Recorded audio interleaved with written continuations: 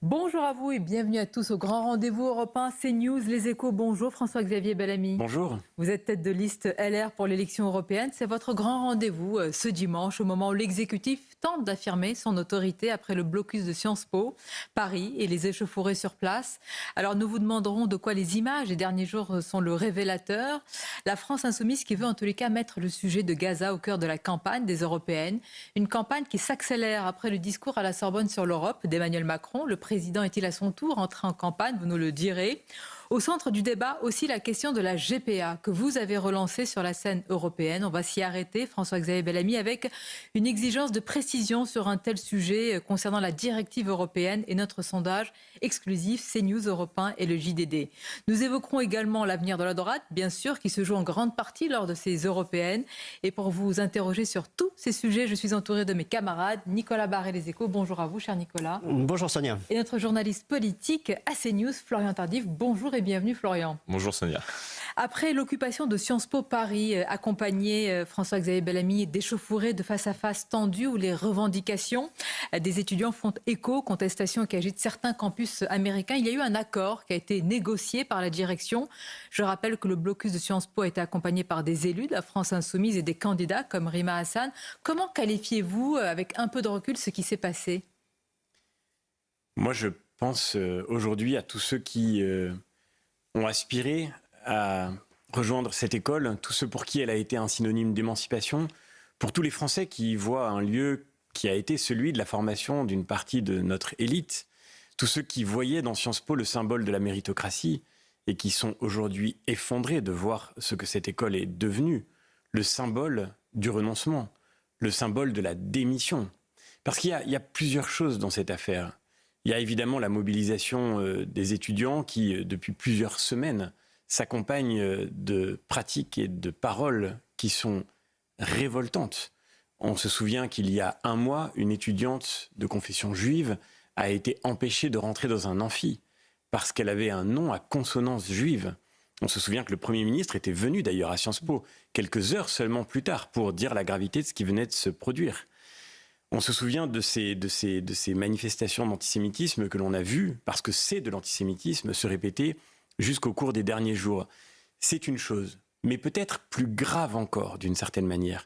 C'est la démission de la direction de Sciences Po et c'est le gouvernement qui félicite cette direction. Pourquoi dites-vous démission ? Cet accord, vous parliez de cet accord, mais en réalité, il revient à dire que les étudiants qui bloquent, qui insultent, qui menacent, qui exercent une violence sur tous ceux qui ne bloquent pas, qui voudraient simplement étudier, que ces étudiants-là, on leur donne raison. La direction renonce à toutes les procédures de sanctions engagées contre des étudiants qui se seraient rendus coupables de quelque faute que ce soit. Elle accepte d'organiser un grand débat, de mettre tout le monde autour de la table. Mais depuis quand est-ce qu'on met tout autour de la table avec un tel relativisme ? Depuis quand est-ce qu'on met l'antisémitisme autour de la table ? On va organiser un grand débat sur la légitimité de ces expressions antisémites. La direction de Sciences Po Paris est en train d'organiser et de nourrir l'antisémitisme ? Elle a accepté l'organisation de ce débat, là où sa responsabilité minimale aurait été évidemment de dire qu'il y a de l'intolérable, qu'il y a des choses qu'on n'acceptera jamais, qu'il Donc y a elle devrait être notamment dans cette école-là. Si on vous comprend bien. Moi, je crois qu'il faut même aller plus loin. Je pense que si aujourd'hui cette dérive devait se continuer, plutôt que de soutenir la direction, parce que c'est ce que fait le gouvernement, Sylvie Retailleau remercie l'administrateur de Sciences Po qui a mis en œuvre cet accord de la honte. Plutôt que de soutenir une telle dérive, je crois que le gouvernement devrait au contraire stopper les financements publics à Sciences Po. Parce qu'on ne peut pas financer une école qui est devenue le lieu d'un entrisme mélangé de gauchisme et d'islamisme qui légitime des propos antisémites et des actes de violence, y compris contre des journalistes, et y compris d'ailleurs contre des journalistes de CNews. Évidemment, auquel on apporte notre soutien. Et vous évoquez cet épisode qui s'est déroulé devant les yeux d'Aymeric Caron. On a rappelé... Est-ce qu'on peut juste revenir là-dessus, parce que c'est quand même très grave. Qui, pour être objectif, dit pas de violence face à notre caméra qui se fait, et notre journaliste aussi, qui se fait bousculer, évidemment, et menacer. On entend ce qui est dit d'ailleurs. Et on entend ce que la foule autour de cette journaliste scande en exigeant que la caméra soit dégagée, que les journalistes se fassent dégagé de la manifestation. Qu'est-ce qu'on aurait dit, Sonia Mabrouk, si cela s'était produit dans une manifestation de droite et si d'autres journalistes avaient été traités de cette manière devant des parlementaires dans une manifestation de droite? Et là, c'est l'extrême gauche et on devrait accepter ça. Et là, on devrait considérer que c'est normal que des manifestants... Qui accepte, François-Xavier Bellamy? Parce que pour être le Premier ministre, Gabriel Attal a affirmé que l'exécutif ne transigera pas. Vous avez rappelé qu'il avait été sur place il y a quelque temps. Il avait affirmé que le pas de vague s'était terminé. Vous pensez que ce ne sont que des mots, qu'il y a une hypocrisie de la part du Premier ministre? Mais alors, qu'est-ce qu'il dit de ce communiqué de sa propre ministre de l'Enseignement supérieur, Madame Retailleau, qui félicite la direction pour cet accord? Qu'est-ce que c'est que cet accord, sinon une démission? Qu'est-ce que ça veut dire? Accepter de ne sanctionner aucun étudiant impliqué, y compris dans des dégradations, dans des destructions, dans des propos antisémites. Qu'est-ce que c'est organiser un débat avec les bloqueurs en mettant autour de la table ceux qui cassent, ceux qui bloquent, ceux qui empêchent ce lieu d'étude de continuer de faire son travail? Et pardon de le dire, mais Gabriel Attal, c'est la contradiction absolue avec le discours d'investiture qui lui avait valu... d'être reconnu comme une promesse de changement. Gabriel Attal avait dit dans son discours, vous vous en souvenez peut-être, il avait dit « tu casses, tu payes ». Aujourd'hui, c'est l'exact inverse. C'est « tu menaces, tu gagnes, tu bloques, tu l'emportes ». C'est exactement comme ça que se comporte le gouvernement. Il donne raison à ceux qui, aujourd'hui, sont capables de pousser le plus loin l'indécence. Monsieur Bellamy, vous proposez aujourd'hui de stopper les financements publics à l'égard de Sciences Po, mais ce phénomène ne se limite pas uniquement à Sciences Po. Est-ce qu'il faudrait l'étendre à l'ensemble des universités où se déroulent ces différentes actions? D'abord, c'est quelque chose qui aurait dû être fait par le passé, quand des actes de cette nature ont été commis. Rappelons que Laurent Wauquiez, président de la région Auvergne-Rhône-Alpes, à Sciences Po Grenoble, lorsque deux professeurs de Sciences Po Grenoble avaient été mis à pied parce qu'ils avaient contesté le terme d'islamophobie. Ça leur avait valu d'être accusés en place publique. On avait même affiché leur visage à l'entrée de l'IEP. Eh bien, lorsqu'ils ont été mis à pied, Laurent Wauquiez avait retiré la subvention de la région à Sciences Po Grenoble. Je crois que c'est cette fermeté-là dont nous avons besoin aujourd'hui. Et il me semble que c'est la condition pour éviter la contagion. Parce que quand Sylvie Retailleau félicite la direction de Sciences Po, elle dit « allez-y ». Virtuellement, le gouvernement est en train de dire à tous les bloqueurs « allez-y, vous aurez raison, toutes les forces d'extrême gauche de ce pays ». Et quand même, c'est aussi d'un détournement politique du monde universitaire que l'on voit les effets ici. On va en parler. C'est le discours de Jean-Luc Mélenchon qu'on écoute dans la rue devant Sciences Po avec un silence religieux. Ce sont des étudiants qui sont liés à la France Insoumise qui organisent ces manifestations. Et donc Sylvie Retailleau dit « allez-y, vous aurez raison partout où vous ferez la même chose ». Monsieur Bellamy, est-ce que ce sont des étudiants pour vous pro-palestiniens? Et dans ce cas-là, il peut y avoir une légitimité, évidemment, à dénoncer ce qui se passe et ce qui est en cours à Gaza, et vous nous direz ce que vous en pensez. Ou est-ce que vous estimez que c'est un soutien au Hamas, et là, c'est un soutien à un groupe terroriste? De quoi, selon vous, ces étudiants sont-ils responsables ou coupables, si on vous écoute? Moi, je crois que la préoccupation pour le peuple palestinien, elle est parfaitement légitime. Et il y a aujourd'hui une souffrance immense des populations civiles de Gaza. Comment ne pas le dire? Mais pour pouvoir dénoncer cette souffrance, encore faut-il s'attaquer à ceux qui l'ont causée d'abord. Et ceux qui l'ont causée, c'est d'abord le Hamas. Et voilà ce qu'on n'entend jamais dans ces manifestations. Parce que qui a déclenché cette agression du 7 octobre qui allait mécaniquement entraîner les populations civiles de Gaza dans cette situation infernale?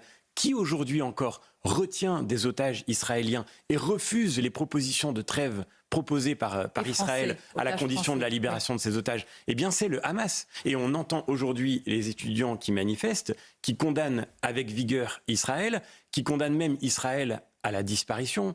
Parce que c'est ça qu'on entend dans les slogans qui sont proposés. Oui, c'est le fameux slogan de la rivière à la mer. Est-ce que quelqu'un qui entonne ce slogan, selon vous, a sa place au Parlement européen?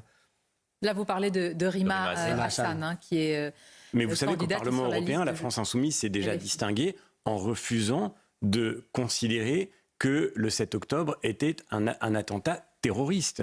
La France Insoumise, au Parlement européen, s'est même distinguée de son propre groupe, bien souvent, par ce refus de dire les choses et de dire que le 7 octobre est effectivement un acte terroriste commis contre des populations civiles israéliennes, commis contre des personnes parce qu'elles sont israéliennes et parce qu'elles sont juives. Est-ce que la bataille est politique ou doit être judiciaire? C'était déjà le début. C'est-à-dire que, en parlant seulement de crimes de guerre, on voulait nous faire croire, la France insoumise aurait voulu nous faire croire qu'il y avait un conflit entre deux armées, mais le 7 octobre, ça n'était pas un conflit entre deux armées. Mais face à cela, est-ce que la bataille doit être politique et sur le champ des idées et ces projets contre projets, ou doit-elle être judiciaire, puisqu'on sait que certaines personnalités comme Rima Hassan ou Mathilde Panot ont été convoquées dans le cadre d'une enquête pour apologie de terrorisme? Rima Hassan, je crois que j'ai été le premier à employer ces termes. Quand elle a été nommée candidate sur la liste de la France insoumise, elle avait déclaré après le 7 octobre, à une question qui lui était posée sur le fait de savoir si l'action du Hamas était légitime, elle avait répondu oui. Elle a cherché ensuite à s'en expliquer de toutes les manières possibles, mais Rima Hassan a dit que l'action du Hamas après le 7 octobre était légitime. J'appelle ça de l'apologie du terrorisme. On vit dans un pays de liberté, et moi j'aime la liberté, et je défendrai toujours la liberté et la liberté d'expression. Mais la liberté, ça veut dire aussi la responsabilité. Et il n'y a pas de liberté sans responsabilité. Et donc que Mme Hassan doive répondre de ce qu'elle a dit, parce que l'apologie du terrorisme, c'est évidemment un délit, qu'elle doive répondre de ce qu'elle a dit, ça me paraît normal dans un pays de liberté et de responsabilité. Mais le communiqué de la France insoumise et Mathilde Panot, qui préside quand même un groupe parlementaire, est-ce que c'est la même chose pour vous, ou est-ce qu'il y a un risque de judiciarisation du débat politique en pleine campagne des européennes, quel que soit l'avis que l'on porte sur les candidats ou la personne? Vous savez, ça n'a jamais tellement dérangé la France insoumise, de chercher à censurer. On en parlait à l'instant avec le cas de vos journalistes, les discours qui leur déplaisaient. Ça n'a jamais dérangé l'extrême gauche d'empêcher les événements qui lui déplaisaient dans le monde universitaire. Arrosé, ça n'a jamais empêché l'extrême gauche. Les scrupules n'ont jamais retenu l'extrême gauche de déclencher des interdits d'expression contre des professeurs, des chercheurs, des étudiants dont les opinions leur déplaisaient. Donc aujourd'hui, si vous voulez, c'est peut-être pas les lamentations de l'extrême gauche sur la liberté d'expression qui me paraissent les plus crédibles. Je le redis, moi je crois au débat politique, je crois à la liberté d'expression, mais je crois aussi qu'il n'y a pas de liberté sans responsabilité. Le débat politique, on va y entrer, en tout cas on va le poursuivre, notamment sur la GPA que vous avez relancée sur la scène européenne, et puis l'engagement du président après son discours sur l'Europe. À tout de suite pour en parler. La suite du grand rendez-vous avec notre invité ce dimanche, François-Xavier Bellamy, tête de liste LR pour les européennes. On va bien sûr largement parler de cette campagne. Et tout d'abord, vous avez évoqué, François-Xavier Bellamy, une victoire jeudi 25 avril sur les réseaux sociaux en référence, je vous cite, à l'adoption de votre proposition d'inclure la GPA dans la directive européenne contre la traite des êtres humains. Alors avant d'aller sur le fond, c'est important d'être précis. En fait, le Parlement européen ne fait pas de la GPA en tant que telle, et vous nous direz si c'est le cas, une forme de traite d'êtres humains, comme certains l'ont dit ou écrit, mais les eurodéputés se sont prononcés sur l'exploitation de la GPA, donc les GPA forcées. Est-ce à dire que depuis plusieurs jours, le débat politique est biaisé, puisque on a beaucoup parlé de la GPA, mais ici, c'est la GPA forcée qui est dans le viseur? Non, c'est bien la gestation pour autrui qui, pour la première fois, est incluse dans un texte contraignant, une directive européenne, au titre de la lutte contre la traite des êtres humains. Et d'ailleurs, le Parlement européen a expressément refusé de faire des distinctions entre des types ou des formes de GPA. Certains collègues du groupe Renew, le groupe d'Emmanuel Macron, certains collègues avaient proposé de ne sanctionner que la gestation pour autrui forcée, et cet amendement a été rejeté. Et donc, c'est bien la gestation pour autrui en tant que telle qui est considérée comme une pratique susceptible d'être assimilée à de la traite d'êtres humains. Et moi, j'invite tous les journalistes qui se prononcent sur cette question en ce moment, notamment le service public qui multiplie les affirmations en évoquant des fake news, à nous contacter simplement pour qu'on puisse leur montrer la réalité du texte et revenir avec eux sur le débat parlementaire. Une exploitation financière ? C'est l'exploitation. Qu'est-ce qui est sous-entendu derrière ce terme ? D'abord, encore une fois, c'est une directive. Donc la première chose, c'est que les États membres vont devoir la transposer. Ils ont une latitude d'interprétation pour cela, et notamment parce qu'ils restent souverains sur leur politique familiale. Et moi, je ne veux pas attenter à la souveraineté des États membres en matière de politique familiale. Mais pour la première fois, encore une fois, et ça aura été un combat porté par des parlementaires de bords politiques différents. J'ai déposé ces amendements avec des collègues de mon groupe, le PPE. J'ai pris cette initiative, mais elle a été soutenue dès le départ par les deux rapporteurs du texte qui appartiennent à un groupe de gauche, par des parlementaires socialistes et par des parlementaires de droite. Et donc on voit bien au fond que c'est une majorité forte non seulement au Parlement européen, mais en Europe. On va en parler, mais pardonnez-moi, je reste sur le fond parce que, expliquez-nous, parce que là on a du mal à comprendre. Si je reprends les termes de la directive, il est écrit, ouvrez les guillemets, en ce qui concerne la traite aux fins de l'exploitation de la gestation pour autrui. La présente directive cible les personnes qui forcent les femmes à être mères porteuses ou qui les amènent à agir ainsi par la ruse. Est-il écrit noir sur blanc sur le texte adopté ? Qui force les femmes donc dans le cadre d'un contrat, ce qui est la GPA la plus répandue. Ce que vous lisez en effet, ce sont les attendus, les considérants du texte, mais la directive elle-même, si vous prenez son article 3, elle inclut à titre minimal dans les cas de traite d'êtres humains, c'est-à-dire dans les cas que tous les États membres doivent reconnaître comme de la traite, est incluse la gestation pour autrui. On ne va pas revenir trop dans la technique parce que je pense que c'est pas important. Ça qui... Mais ce qui est très important, c'est d'être précis. Moi, je n'ai jamais prétendu que cette directive conduirait à l'interdiction unilatérale de la GPA dans toute l'Europe. Ce qui n'est pas le cas. Parce qu'il y a une marge d'interprétation des États membres, en effet. Donc les États vont devoir l'adapter à leur droit national. Donc ils sont libres de le faire ou pas ? Mais je crois que c'est une étape importante. Monsieur Bellamy, ils sont libres de le faire ou pas ? Ils ont une latitude parce que la directive reconnaît leur souveraineté en matière de politique familiale. Et encore une fois, moi je ne conteste pas cette souveraineté. Donc je n'ai jamais prétendu que cette directive constituait une interdiction pure et simple. Non, mais certains ont analysé cette directive de cette manière-là. Et c'est pour ça qu'il faut être précis, et c'est pour ça qu'en effet, on est à la disposition de tous les journalistes qui s'interrogeront sur cette question. Soyons précis en effet, mais pour le coup, et tous les juristes l'ont remarqué, hein, il y a déjà eu plusieurs articles de doctrine qui ont été publiés suite au vote, parce que c'est une longue histoire, ça a été 1 an et demi de travail, de discussion, de négociation avec des forces politiques, je le disais, de bords différents. Et moi je crois que c'est une étape importante, parce que d'abord c'est un combat pour la dignité humaine, pour la dignité des femmes qui ne peuvent pas être réduite à un corps qu'on peut louer, qu'on peut exploiter, pour la dignité des enfants qui ne peuvent pas redevenir l'objet d'un contrat marchand. Moi, je reconnais parfaitement le désir d'enfant, sa légitimité, sa beauté même. Je comprends parfaitement que ce soit difficile de vivre avec un désir d'enfant qui ne peut pas être comblé, soit parce qu'une situation de vie fait que ce n'est pas le cas, soit parce que l'âge, tout simplement, vous savez, la gestation pour autrui, j'ai entendu dire que c'était un combat homophobe. Mais elle est très largement pratiquée par des couples hétérosexuels. Ça n'a rien à voir avec la question de l'homosexualité. Simplement, je crois qu'on devrait tous pouvoir dire, quelles que soient nos convictions, quelles que soient nos convictions politiques ou nos orientations personnelles, on devrait tous pouvoir dire que ce n'est pas un progrès qu'une vie humaine puisse de nouveau faire l'objet d'un contrat. Et surtout une majorité de Français, à en croire notre sondage CNews Europe 1, le JDD, et c'est une majorité quand même qui est assez nette, de 59% des Français qui y sont favorables. Vous avez employé des mots assez importants, comme celui de la dignité humaine, à se dire que cette majorité de Français ne comprend pas le débat qui a trait à la dignité humaine. Mais je pense que le vrai sujet, c'est que quand on pose la question de manière ouverte, je pense que les sondages... C'est la faute des sondages. Non, pas du tout. C'est souvent ce qu'on nous dit, responsables politiques, quand ça ne va pas dans le bon sens. D'abord, vous savez, des sondages sur la GPA, il y en a eu d'autres qui donnaient des résultats différents. Je crois surtout que ce qui compte, c'est que les Français sachent ce dont il s'agit vraiment. J'ai accueilli au Parlement cette semaine, d'ailleurs, pour marquer ce jour important, des juristes, des spécialistes de droit international.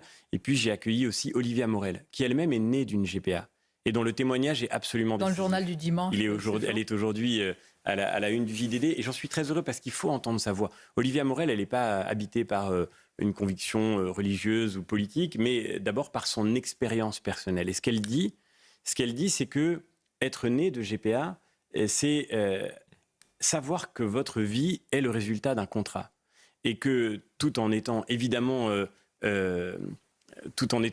reconnaissante de ce que la vie lui a donné, il faut écouter son témoignage parce qu'il dit la gravité de ce qui se joue dans le fait que sur notre sol, on puisse de nouveau faire d'un enfant l'objet si vous êtes au pouvoir, la GPA est interdite et qu'il y a des enfants qui sont nés sous GPA dans d'autres pays et qui arrivent en France. Vous ne les reconnaissez pas? C'est pour ça que le vrai grand sujet, d'abord la GPA, elle est interdite en France aujourd'hui. Oui, mais vous avez, il y a une hypocrisie, il y a des enfants Moi, je m'étonne d'entendre des ministres du gouvernement ou des parlementaires de la majorité qui aujourd'hui en font la publicité, alors qu'en réalité... Lesquels ?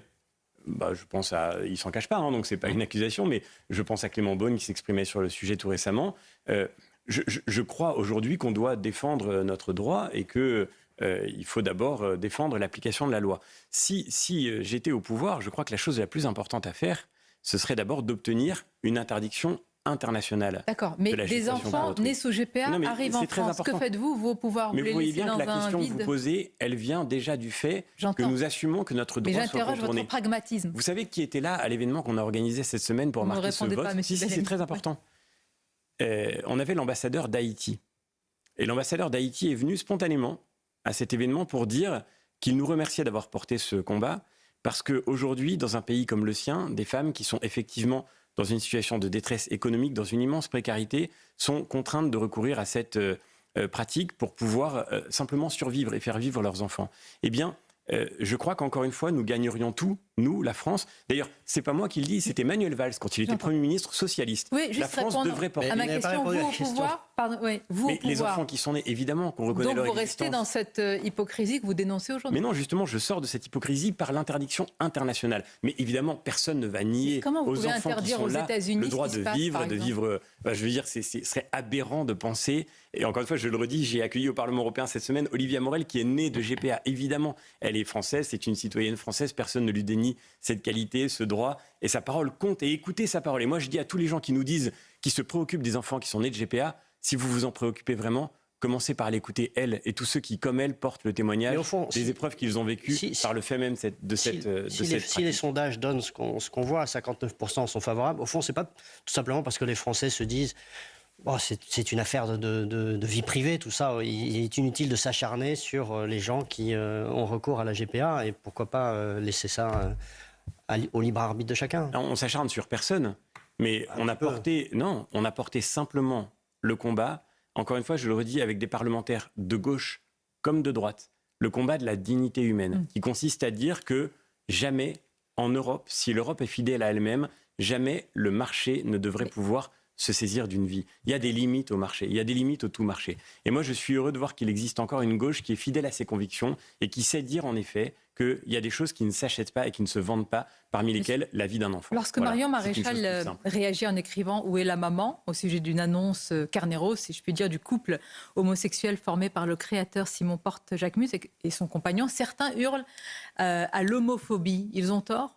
Mais je vous le disais, encore une fois, ce n'est pas une question d'homophobie. Ça ne peut pas être une question d'homophobie parce que la GPA, elle concerne d'abord des couples hétérosexuels. En majorité ? Donc, oui, parce que ce que montrent les statistiques, oui, aujourd'hui, il y a beaucoup de couples hétérosexuels. C'est difficile d'avoir des statistiques parce qu'évidemment, c'est une pratique qui est interdite en France. Donc, on n'a pas de chiffres précis. Mais ce qu'on sait, et je le redis, c'est le cas d'Olivia Morel, par exemple. Ce qu'on sait, c'est qu'aujourd'hui, vous avez beaucoup de couples hétérosexuels qui, parce que pour beaucoup de raisons différentes, d'ailleurs, choisissent de recourir à cette pratique. Mais donc, vous les comprenez, ces gens ? Moi, je comprends le désir d'enfant. À la GPA. Je comprends le désir d'enfant. Je le respecte absolument. Mais en revanche, je ne comprends pas que le désir autorise tout.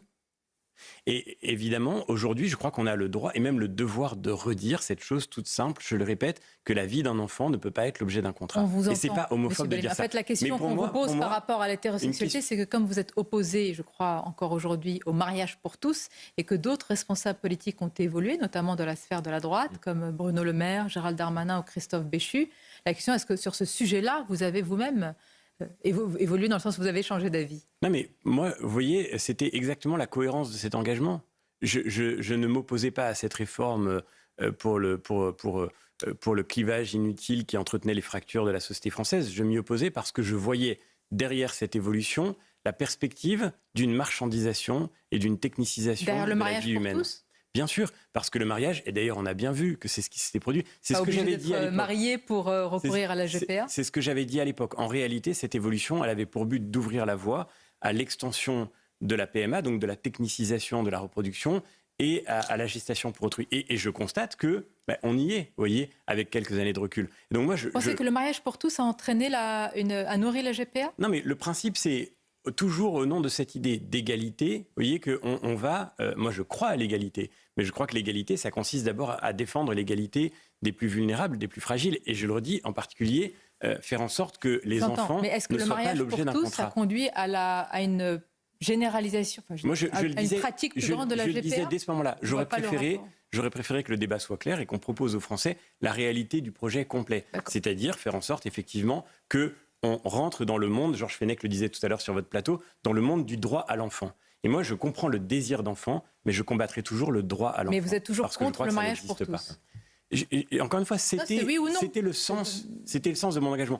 Si on arrivait au pouvoir, d'abord, vous reviendrez sur cette loi ? Non, mais la première chose à dire, c'est que ça n'est pas aujourd'hui les questions les plus urgentes pour la France. Si on arrivait au pouvoir, ce serait évidemment absolument pas le sujet de revenir sur cette loi. Ce débat, il a eu lieu, ce débat, il est passé. Mon but n'est pas encore une fois, de fracturer les Français. Et j'en veux d'ailleurs beaucoup à ceux qui utilisent les questions dites sociétales pour créer de la division et de la fracture dans un moment où la France aurait besoin de se retrouver. À qui vous pensez? Parce que là, vous parlez d'un sujet éminemment sociétal avec la GPA. Mais encore une fois, je l'ai porté avec le souci de réunir et de rassembler. Et c'est peut-être ce qui nous distingue, vous voyez. C'est que moi, je crois à la nécessité. Vous pensez que Marion Maréchal a clivé autour de ces questions? En réagissant non, mais aussi à côté des activistes du progressisme qui voudraient toujours essayer de diviser les gens autour de ces questions-là. Moi, j'ai réuni, j'ai rassemblé. Sur le sujet de la dignité humaine, on a été, je le redis, des parlementaires de bords différents à porter ensemble ce travail, de manière discrète, patiente, sans chercher de coups d'éclat, mais simplement pour dire ce message tout simple qui devrait toujours rester celui de l'Europe, que jamais, jamais on ne peut faire commerce de la vie d'un être humain et de la vie d'un enfant. L'Europe, justement, on va en parler à travers le discours d'Emmanuel Macron, ce que vous en avez pensé et vos propositions. À tout de suite. La suite du grand rendez-vous européen CNews, les Échos, notre invité, tête de liste LR aux Européennes. Et justement, on va en parler avec votre première question, Florian Tardif. Oui, Monsieur Bellamy, Emmanuel Macron a tenu un discours ce jeudi à la Sorbonne. Ce discours Sorbonne 2, dit-il, sur une Europe puissance qui n'a pas convaincu visiblement les Français, d'après les sondages. Avant d'aborder le fond, est-ce que vous qui avez écouté ce discours, estimez que c'est un discours de chef d'État ou de directeur de campagne aujourd'hui ? C'est un discours de campagne. Emmanuel Macron, comme tout citoyen français, a parfaitement le droit de s'engager dans la campagne des Européennes pour soutenir sa tête de liste, mais c'est évidemment un discours de campagne.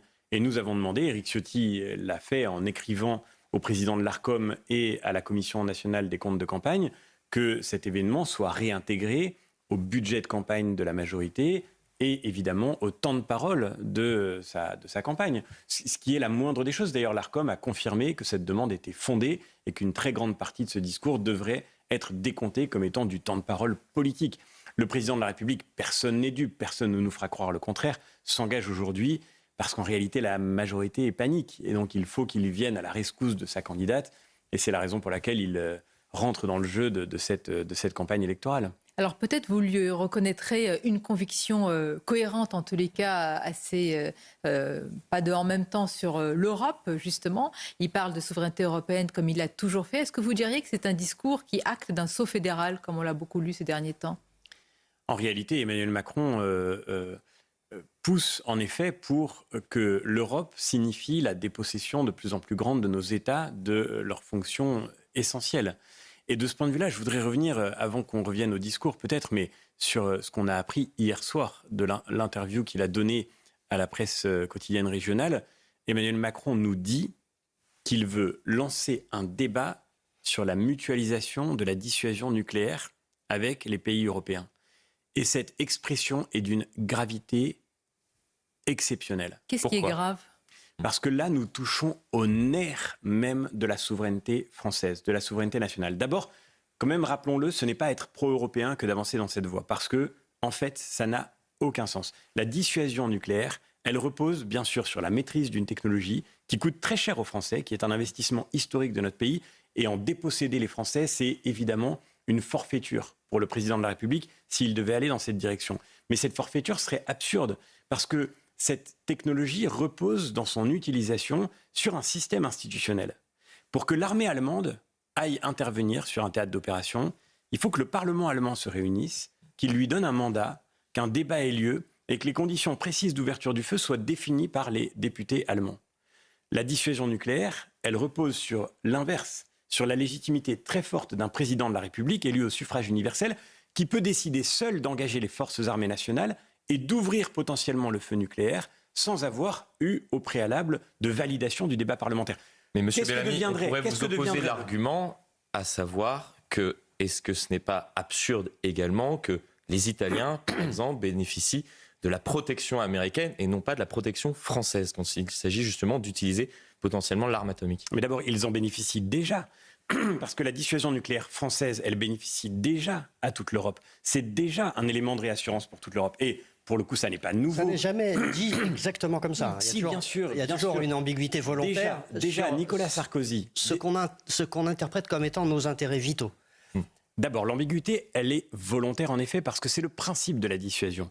Mais Nicolas Sarkozy a déjà formulé de manière très claire le fait que les intérêts vitaux de l'Europe faisaient partie des intérêts vitaux de la France. Donc, Il n'y a pas de nouveauté de ce point de vue-là. Donc il n'y a pas de rupture avec ce que dit Emmanuel Macron. Mais pour le coup, la grande rupture, c'est quand Emmanuel Macron dit qu'il veut mutualiser la dissuasion dans sa pratique. Qu'est-ce que ça veut dire demain? Ça veut dire qu'on pourrait proposer au pouvoir étatique des autres pays européens de faire intervenir la dissuasion française. Qu'est-ce que ça veut dire concrètement? Est-ce que ça ne veut pas dire un parapluie français plutôt qu'un parapluie américain? Je ne sais pas ce qu'il veut dire.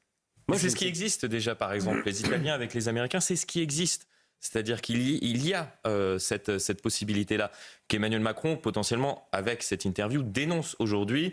Et c'est pour cela qu'il propose une réflexion en ce sens. D'ailleurs, permettez-moi de dire que je suis très inquiet qu'il mette sur le même plan le fait que les pays européens portent la bombe américaine avec la dissuasion française. Parce que est-ce que cette mutualisation veut dire que demain, on devrait aussi demander l'accord de nos alliés américains pour pouvoir mettre en œuvre la dissuasion nucléaire française? Peut-être l'éviter. Objectivement, peut-être l'éviter, justement. Pardon de le dire, mais ça devient vraiment du très grand n'importe quoi. Et un chef de l'État français ne devrait pas dire ça. L'ambiguïté stratégique, ça ne consiste pas à parler à tort et à travers de ce qui constitue aujourd'hui la clé absolue de la sécurité nationale, c'est-à-dire effectivement cette dissuasion qui est fondée par définition d'abord sur le silence. On doit, quand on est chef d'État, on doit d'abord apprendre à se taire sur ce qui constitue, encore une fois, le cœur de notre modèle de sécurité.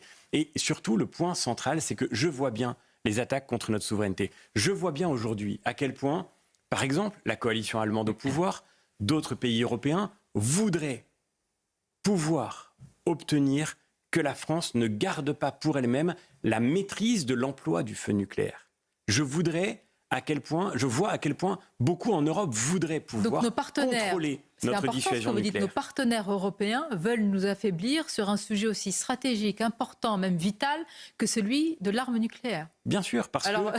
on peut parler encore d'unité au sein de l'Europe ou de défense européenne? Vous savez, l'Europe, mais c'est normal. L'Europe, ce sont des États qui ont chacun leurs intérêts, qui ont chacun leurs priorités, leur lecture géopolitique. Et l'Europe, c'est un combat. C'est un combat de tous les jours. Avec des amis, bien sûr, avec des alliés. Mais avec des amis, vous n'êtes pas toujours d'accord sur tout. Et ça suppose évidemment que les Français soient capables de défendre leurs intérêts. On a plutôt l'impression que c'est un combat interne plutôt qu'externe aujourd'hui. Le grand problème, ça n'est pas que, par exemple, le chancelier allemand veuille défendre les intérêts de l'Allemagne en faisant en sorte que la France devienne un élément complémentaire, un élément qu'il maîtriserait demain dans cette maîtrise du feu nucléaire, qui est une singularité française. Le problème n'est pas que l'Allemagne défende ses intérêts, le problème c'est que le chef de l'État français ne défende pas les intérêts de la France. C'est ça le vrai problème aujourd'hui. Vous voulez dire qu'Emmanuel Macron ne défend pas aujourd'hui les intérêts de son propre pays? Quand je vais à Berlin et que je rencontre... L'accusation est quand même forte. Quand je vais à Berlin et que je rencontre les autorités allemandes, effectivement, j'entends très souvent revenir cette petite musique de la mutualisation de la dissuasion nucléaire française. Et je comprends les Allemands d'avoir cet agenda. Mais moi, ce que je ne comprends pas, c'est que le chef de l'État français soit prêt à y concourir. Et c'est ça qui me paraît d'une gravité. Vous voulez dire, M. Bellamy, que le chef de l'État français reprend les éléments de langage et même la rhétorique et la volonté de pays qui veulent, non pas nous nuire, ça reste quand même des partenaires, mais en tout cas fragiliser ce qui fait notre puissance aujourd'hui? Oui, et d'ailleurs, c'est vrai du nucléaire militaire, mais les deux sont parfaitement liés. Ça a été vrai aussi du nucléaire civil, parce que les deux sont conjoints. Vous ne pouvez pas avoir une dissuasion nucléaire militaire si vous n'avez pas une filière nucléaire civile, parce que c'est la maîtrise d'une technologie et que ça, c'est un tout. Et qui a fragilisé le nucléaire en France? Le nucléaire civil. Qui a fragilisé notre électricité nucléaire en faisant exploser les factures des Français au passage et en nous rendant dépendants du charbon et du gaz vendu par la Russie? Eh bien, c'est Emmanuel Macron. C'est la gauche au pouvoir depuis 2012, alliée avec les Verts, qui ont organisé la lutte contre ce qui constituait une des forces historiques de notre modèle industriel. Qui a fermé Fessenheim? C'est Emmanuel Macron. Qui a fait voter la programmation pluriannuelle de l'énergie, qui aujourd'hui encore en vigueur prévoit la fermeture de 12 réacteurs nucléaires? C'est Emmanuel Macron. Donc il y a une avant cohérence d'opérer un revirement. Mais le revirement, pardon, on n'en voit pas la couleur, parce que la programmation pluriannuelle de l'énergie en question, elle est toujours en vigueur, alors que les projets de construction de nouveaux nucléaires, eux, pour le coup, on ne sait pas encore exactement comment ils se déploient. Justement, François-Xavier Bellamy, encore une question sur ce sujet, sur la droite européenne. Comment rester dans le groupe, et la question vous est souvent posée, comment rester dans le groupe PPE, qui est celui de Madame Ursula von der Leyen tout en dénonçant l'Europe de Madame Ursula von der Leyen. Est-ce que là, vous n'êtes pas vous-même dans un entre-deux qui est totalement illisible? Bien sûr que non. D'abord, Ursula von der Leyen n'était pas la candidate du PPE en 2019, c'est Emmanuel Macron qui l'a imposée.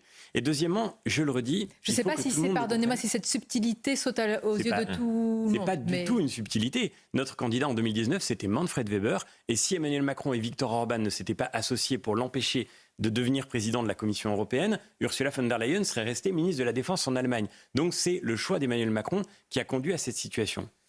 Deuxième point, et c'est, je crois, le plus important. Il faut que tous ceux qui nous entendent comprennent à quoi ça ressemble l'Europe, le travail européen. Attendez, juste sur vous, est-ce qu'il est exclu que vous sortiez complètement du PPE si Madame Ursula von der Leyen est reconduite? Mais moi, je crois qu'elle ne sera pas reconduite. Non, mais et pourquoi? envisageons ce qui peut aussi arriver, qu'elle le soit. Non, je crois qu'elle ne le sera pas. Non, mais j'entends, M. Bellamy, mais si elle l'est, que faites-vous? Et d'ailleurs, c'est possible, non? J'ai été le premier à dire qu'elle ne devait pas l'être. Vous ne voulez pas dans me notre répondre, groupe PPE. mais sur la possibilité, si elle est reconduite, que faites-vous? Mais nous ne quitterons pas les lieux où il faut être pour agir. Nous ne soutiendrons jamais la reconduction d'Ursula von der Leyen. Ce n'est pas seulement une question de personne, c'est une question de ligne politique. Et moi, j'ai la conviction qu'elle ne sera pas reconduite par le travail que nous avons fait. Et donc, vous avez un autre candidat ou une autre candidate? Sonia Mabrouk, je vous rappelle juste une chose toute simple. Je vous rappelle juste une chose toute simple.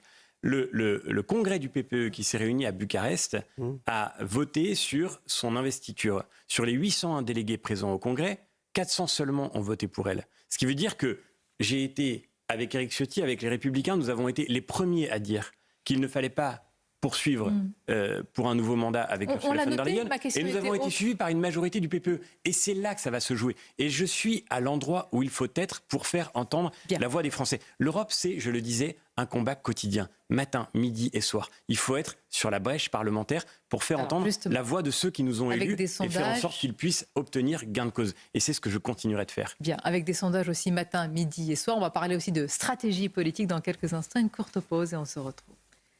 La suite du grand rendez-vous avec notre invité François-Xavier Bellamy. Une question de Nicolas Barré. Oui, la campagne pour les européennes donc s'accélère et néanmoins, sans vous offenser, on ne sent pas une dynamique extraordinaire autour de LR, de cette liste, et vous êtes à peu près à la moitié des intentions de vote de la liste socialiste. Comment est-ce que vous expliquez cette difficulté à passer la rampe? D'abord, je crois qu'aujourd'hui, les Français n'ont pas encore complètement la tête aux élections européennes. Je le vois en allant tous les jours sur le terrain avec Céline Imar, qui est numéro 2 de cette liste, qui est agricultrice dans le Tarn, avec le général Christophe Gomard, qui est l'ancien patron du renseignement militaire et des forces spéciales françaises, qui est notre numéro 3. On est tous les jours, on était hier à Toulouse, on est tous les jours au contact des Français. Et je vois à quel point pour eux, cette échéance est peut-être encore lointaine. Je vois aussi à quel point ils ont le sentiment qu'il s'agit d'abord d'un gigantesque sondage national où il faudrait dire ce qu'on pense de la politique d'Emmanuel Macron. Le vrai sujet de cette élection, je voudrais le rappeler à tous ceux qui nous écoutent, c'est à quoi ressemblera le Parlement européen demain. Et au Parlement européen, le vrai grand clivage, il est non pas entre Mme Le Pen et M. Macron, le vrai grand clivage, il est entre la gauche et la droite. Ce sont les deux grandes forces politiques européennes. Et moi, je vois aujourd'hui dans cette élection qu'il y a des électeurs de gauche qui ont décidé que le « en même temps » c'était fini, qui ont décidé de reconstruire une gauche qui s'assume, avec Raphaël Glucksmann, avec la France Insoumise. Moi, j'aime la démocratie, donc je reconnais tout à fait la légitimité de cette proposition politique, et je vois que la gauche est en train de se reformer. Et je pense qu'il faut que les électeurs de droite aient conscience que dans cette élection, ce qui se joue, c'est aussi la nécessité de relever une droite qui s'assume, qui défendent ses idées, qui assument sa ligne et qui portera demain leur voix au Parlement européen. Une droite Est-ce que cette droite, elle n'est pas en train de se reformer ailleurs que chez les LR? Mais je ne la vois nulle part ailleurs. Et surtout pas, pardon de le dire, au Rassemblement national. Parce que le Rassemblement national, en réalité, c'est le parti qui voudrait que, au « en même temps » de droite et de gauche porté par Emmanuel Macron, succède le « ni de droite ni de gauche ». Mais moi, je ne crois pas à cette ambiguïté. Je pense qu'il faut sortir de la confusion. Il faut retrouver la clarté. Et je me demande si le Rassemblement national est vraiment la force politique qui voudra renforcer la France et les Français demain.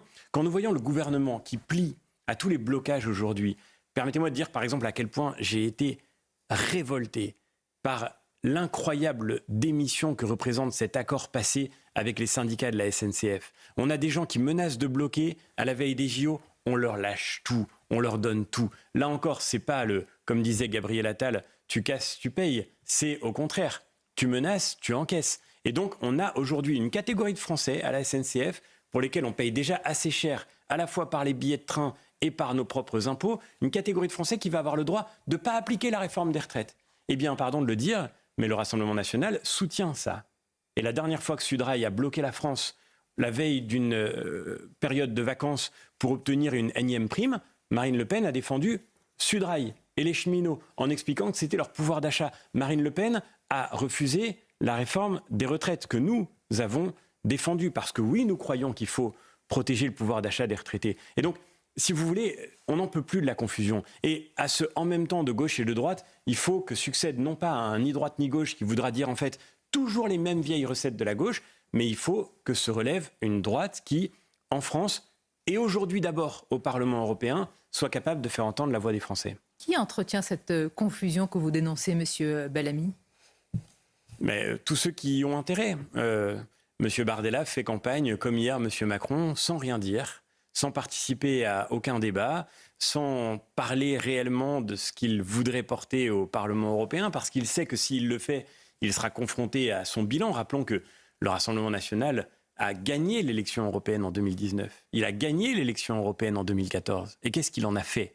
Rien du tout. Ça n'a rien changé pour la France ni pour les Français. Et si M. Bardella devait venir sur un plateau dans un débat pour s'en expliquer, eh bien forcément, il serait renvoyé au vide de ce bilan, à l'absence totale d'action. On parlait tout à l'heure de ceux qui, parfois, dans le débat européen, se satisfont que la France reste fragile et parfois silencieuse. Eh bien, en réalité, ceux-là, ils se réjouissent du score du Rassemblement national. Parce que le Rassemblement national, plus il est haut, plus il y aura de députés qui, en réalité, ne seront jamais présents quand les combats devront être menés, jamais présents pour négocier, jamais là quand il faut engager les bras de fer dont la France a pourtant besoin. C'est votre principal adversaire ? Quel est votre principal adversaire d'ailleurs dans cette campagne des européennes ? Moi, mon seul adversaire, c'est tout ce qui fragilise la France, tout ce qui asphyxie les Français, tout ce qui aujourd'hui fait que notre pays est en faillite, tout ce qui fait que, et de ce point de vue-là, le bilan le plus grave. La France ou l'Europe ? Mais d'abord la France qui se fragilise elle-même, y compris en Europe. De ce point de vue-là, le bilan le plus grave, évidemment, c'est celui de ce gouvernement qui, après 7 ans au pouvoir, a mis le pays en faillite budgétaire d'abord. Et je crois qu'aujourd'hui, là aussi, ce sujet, il est central dans le débat européen. Parce que vous parliez du discours de la Sorbonne, mais Emmanuel Macron, aujourd'hui, qu'est-ce qu'il propose dans son discours de la Sorbonne ? C'est quoi la vraie proposition ? C'est de créer plus de dettes en Europe. D'ailleurs, chose amusante, il dit une belle idée française. Ah oui, ça c'est sûr. Créer de l'emprunt, créer de la dette, c'est ça qui va nous renforcer. Mais aujourd'hui, la France n'a jamais été aussi endettée et elle n'a jamais été aussi vulnérable. Et pour rembourser cette dette, que propose-t-il ? Il propose de créer, comme sa tête de liste d'ailleurs, c'était le dossier qu'elle avait porté au Parlement européen, il propose de créer des impôts européens. Et alors il dit, les impôts européens, mais on va créer des ressources propres et ça ne pèsera pas sur les Français. Il le dit et il le répète tellement qu'en fait tout le monde le sait bien, évidemment. Il n'y a pas d'argent magique. Et si on crée des impôts européens, ça pèsera sur les Français. Et nous disons stop, parce que nous sommes la droite. J'ai entendu le monsieur économie du Rassemblement national, monsieur Tanguy, qui remplaçait monsieur Bardella dans un débat récemment, nous dire, pour financer les investissements dont on a besoin, il va falloir créer plus d'impôts et faire tourner la planche à billets. Moi, j'en peux plus de la gauche, quelles que soient ses formes. Je crois qu'on a besoin de retrouver la raison. Et retrouver la raison, ça veut dire retrouver le sens de la liberté. Il faut libérer les Français du poids des impôts, des charges qui pèsent sur eux. Il faut libérer les générations qui viennent du poids de la dette qu'on a mis sur leurs épaules. Et pour ça, il faudra évidemment retrouver la valeur du travail, mieux rémunérer le travail, protéger le pouvoir d'achat de ceux qui ont travaillé toute leur vie, des retraités qui aujourd'hui sont menacés par cette espèce d'étrange idée de taxation des rentes. Sortir de la folie fiscale qui fait que la France aujourd'hui est en train de s'enliser dans la crise. Et ça, il n'y a que la droite qui le porte aujourd'hui. Et il n'y a que la droite qui combattra demain la création d'impôts européens. Alors avec qui ? Parce que vous avez cité 2 personnalités illivrées et reconnues dans leur domaine respectif, à la fois Céline Imard dans le domaine de l'agriculture, le général Gomard dans la défense. Où sont les autres personnalités, j'allais dire plus politiques aussi ? Et est-ce que votre liste va s'ouvrir aux sarkozystes ? On pense notamment à Brice Hortefeux et Nadine Morano. Vous allez en décider demain, les arbitrages sont déjà faits. Est-ce que vous pouvez nous dire si ces 2 personnalités, Nadine Morano qui parle plutôt aux classes populaires, Brice Hortefeux qui compte dans le dispositif Sarkozy, seront-ils présents sur votre liste, M. Bellamy ? La liste, elle sera annoncée mardi, donc vous saurez tout ce jour-là. Est-ce que vous êtes favorable à leur entrée alors ? Moi, je voudrais dire que pour moi, ça aura été une chance de pouvoir conduire une délégation au cours des dernières années qui portait à la fois une part de renouvellement. J'étais moi-même un nouveau candidat en 2019 et une part d'expérience. On a besoin des deux. On a besoin de cet équilibre. Et aujourd'hui, la liste que je conduis, elle porte déjà cet équilibre. Parce que moi, j'ai maintenant 5 ans d'expérience derrière moi. J'ai appris le combat politique et la bataille européenne. Et aujourd'hui, j'ai la chance de pouvoir m'appuyer sur deux figures qui incarnent le renouvellement. On va continuer exactement dans cet esprit. Et c'est ce que veut Éric Ciotti, le président de notre famille politique. Ne vous inquiétez pas, ce sera annoncé mardi. Est-ce que ces deux personnalités seront en position éligible? Ce sera annoncé mardi. Est-ce que le fait qu'ils ne participent pas à cette liste serait un manque pour vous? Je vous le redis, encore une fois, on a besoin d'expérience, on a besoin de renouvellement, c'est l'esprit de cette liste. Et ce sera annoncé mardi. Voilà, chaque chose en son temps. Ce qui compte pour nous, c'est aussi la ligne politique, c'est aussi le projet qu'on porte. Est-ce qu'ils partagent votre ligne politique? C'est aussi le fait d'être... On a été une délégation soudée. D'ailleurs, quand je vois aujourd'hui les divisions partout autour de nous, quand je vois le en même temps de la majorité qui se fracture dans les incohérences, les divisions qui traversent, ceux qui parlent le plus d'union des droites sont ceux qui sont aujourd'hui le plus fragmentés qui soient. Donc voilà, moi je suis heureux d'être dans une famille politique unie, avec des parlementaires qui aujourd'hui portent d'une seule voix cette bataille européenne. Unie avec des nuances de droite, de M. Bertrand à vous-même, il y a quand même quelques nuances. Mais notre ligne, elle est très claire. Le projet que nous porterons, il est porté par toute notre famille politique. Il n'y a pas de division aujourd'hui. Et derrière les Républicains, il y a une droite qui se reconstruit. Vous savez, on ne va pas passer notre temps à faire l'inventaire du passé. Ce qui compte pour nous, ce qui compte pour moi, c'est d'incarner la relève d'une droite qui veut se reconstruire pour pouvoir demain relever le pays tout entier. Quel est votre objectif? Plus de 10%? Notre objectif, c'est de faire le meilleur score possible. Et je voudrais dire à tous les Français qui nous écoutent au Parlement européen, souvent, les batailles se jouent à quelques voix près. Et dans cette élection, votre voix va compter. Chacune des voix qui seront portées dans cette élection aura une importance pour définir la majorité de demain au Parlement européen. Merci beaucoup, François-Xavier Bellamy. Merci d'avoir été notre invité tête de liste LR aux européennes. Et je précise que les têtes de liste et leurs soutiens vont se succéder pour les prochains grands rendez-vous. Nous avons basculé en campagne, évidemment, des élections européennes. Je remercie beaucoup Florian Tardif. Merci, cher Florian. Évidemment, Nicolas Barré. Je souhaite à tous un très bon dimanche et à très bientôt sur nos antennes communes.